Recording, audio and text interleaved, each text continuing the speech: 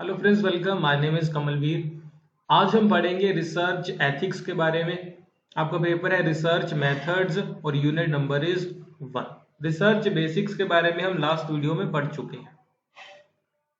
Research ethic क्या है? Research ethics समझने से पहले जरूरी है कि एथिक्स को समझा जाए। एथिक्स का मतलब होता है हिंदी में नैतिकता। नैतिकता।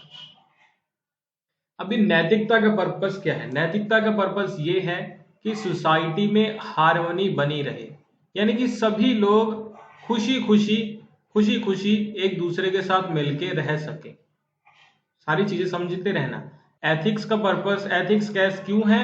ताकि हार्मनी बनी रहे। हार्मनी का मतलब है कि खुशी से लोग रह सके। अभी एथिक्स क्या है? तो एथिक्स है कुछ नियम, कुछ रूल्स। ये किसने बनाए हैं? ये समाज ने या सोसाइटी ने बनाए हैं। क्यों बनाए हैं? हार्मनी बनी रहे। हार्मनी का मतलब सभी लोग एक दूसरे के साथ मिलके रह सके, ताकि सभी लोग खुशी खुशी रह सके। तो यही इसका पर्पस है ना। तो ये रूल कैसे होते हैं? ये रूल होते हैं ऑनेस्टी, कि आप हमेशा ऑनेस्ट रहो, कि नहीं ऑनेस्ट रहना चाहिए। हमेशा आपको राइट सही चीजें करनी चाहिए। हमेशा आप फेयरनेस को फॉलो करो। कई बार होता है ना कि आप कहते हो कि चलो, मान लो आपकी दुकान है छोटी सी, तो कोई गरीब आपके पास आता है तो आप कहते हो कि कोई बात नहीं, अगर 100 रुपए की चीज है इसे हम 80 रुपए में दे देते हैं, कोई दिक्कत नहीं। फेयरनेस, कि नहीं फेयरनेस की फेयर होते हैं, कोई बात नहीं। ओके। रिस्पॉन्सिबिलिटी आप लो, कॉन्शियस रहो। आपकी चॉइस सही होनी चाहिए। आप वैल्यू करो दूसरों को और दूसरे भी आपको करें, और आप वैल्यूज को फॉलो करो। अभी मुझे पता है कि ये बहुत वेग कंसेप्ट है, अभी आपको अच्छे समझ नहीं आया होगा। मैं आपको बहुत सारे एग्जांपल देके अच्छे से समझाऊंगा, ठीक है।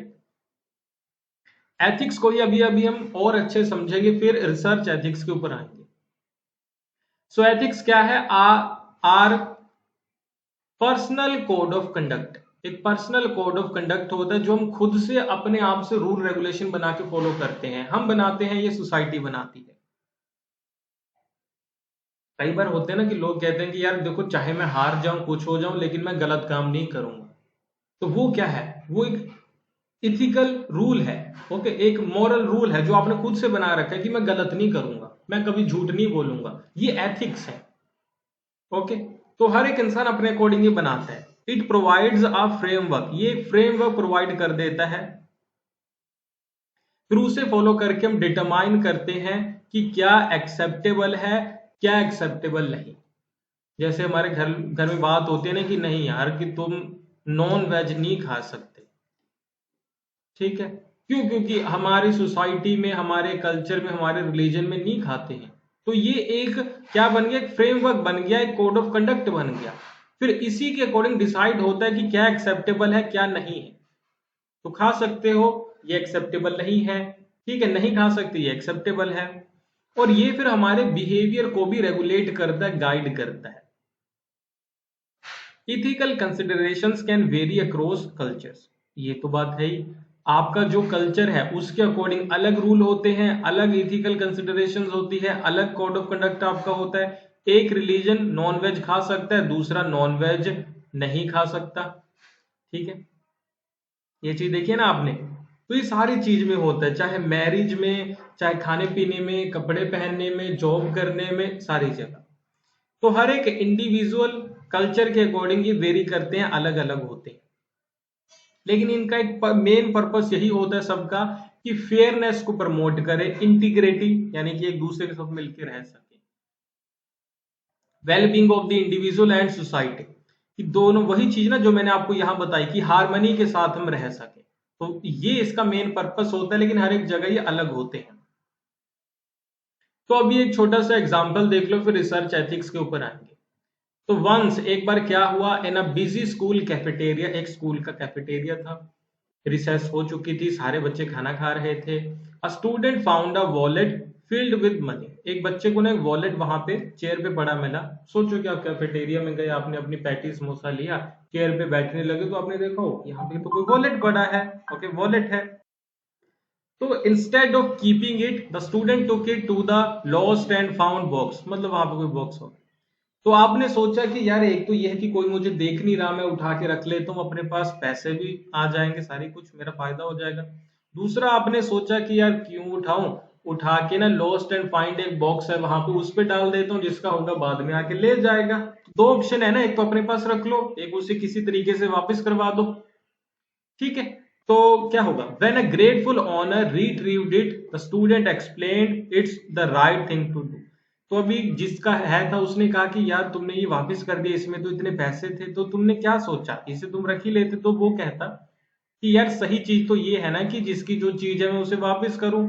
मेरे पास पैसे नहीं है क्योंकि मैंने अर्न नहीं किए हैं अभी, मैं अर्न करूंगा मेरे पास भी पैसे होंगे, मैं किसी दूसरे के चोरी थोड़ी करूंगा, ये इस तरीके से थोड़ी लूंगा। तो ये गलत बात है। क्या, ये गलत बात है किसी के पैसे लेना।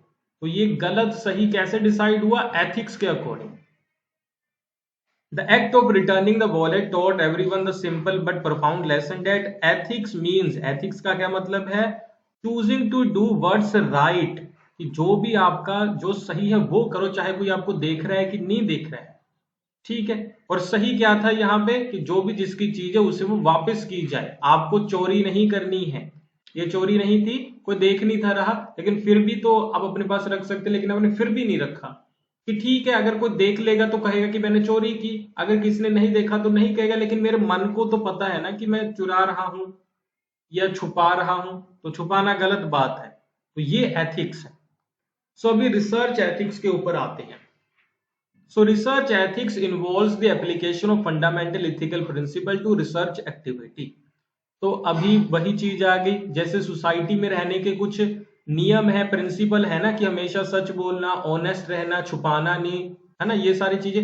ऐसे ही जब आप रिसर्च एक्टिविटीज करते हो, परफॉर्म करते हो, तो वहां भी कुछ नियम है सही और गलत के, कि क्या कर सकते हैं क्या नहीं कर सकते। तो वो रिसर्च एथिक्स है बस। रिसर्च एथिक्स कहाँ कहाँ होते हैं, कि जब आप रिसर्च का डिजाइन क्रिएट कर रहे हैं या आप इंप्लीमेंट कर रहे हैं रिसर्च को, तो वहां पे आपको कोई गलत चीज नहीं करनी है। ओके, रिसर्च में आप रिस्पेक्ट रखो टुवर्ड्स सोसाइटी। ऐसा ना हो कि आपकी रिसर्च का ये पर्पस हो कि लोगों को आप नुकसान हो, ऐसा नहीं होना चाहिए। रिसर्च में जब आप रिसोर्सेज यूज करते हो तो आपको वहां भी इसे फॉलो करना है। साइंटिफिकली हमेशा आपको कंडक्ट करना है, मिसकंडक्ट नहीं करना। ओके, ये सारी चीजें इसी में आती हैं। सो रिसर्च के बहुत सारे स्टेप्स हैं, मैं आपको बता दूं कि सबसे पहले आप देखते हो कि जब आप रिसर्च करते हो तो आपका टॉपिक क्या है, रिसर्च का क्वेश्चन क्या है, और फिर आप लिटरेचर रिव्यू करते हो, फिर आप हाइपोथेसिस क्रिएट करते हो, फिर डेटा कलेक्ट करते हो, फिर आप डेटा का एनालिसिस करते हो, फिर आप रिपोर्ट लिखते हो। तो ये सारे स्टेप्स रिसर्च में ही हैं। तो यहाँ पे कहा जा रहा है कि ये सारे स्टेप्स जब भी आप कंडक्ट करोगे ना, तो आप एथिक्स को फॉलो करोगे। अभी ये अलग अलग एथिक्स क्या है, ये थोड़ा सा मैंने आपको बता ही दिया। अभी डिटेल में हम एक एक एथिक को समझेंगे। ठीक है, तो आप कंप्लीट वीडियो देख पाओगे हमारे ऐप अमन पाठशाला के ऊपर, एंड्रॉइड ऐप है, या फिर हमारी वेबसाइट से देख लेना amanpathshala.com। मैं लिंक वीडियो के कमेंट बॉक्स में ऐड कर दूंगा इस कोर्स का। ठीक है जी, कंप्लीट वीडियो अमन पाठशाला पे आप देख सकते हो, ऐप भी है, वेबसाइट भी है। अच्छा लगा होगा तो लाइक करना, चैनल पे नए हैं तो सब्सक्राइब करना। Thank you for watching, bye.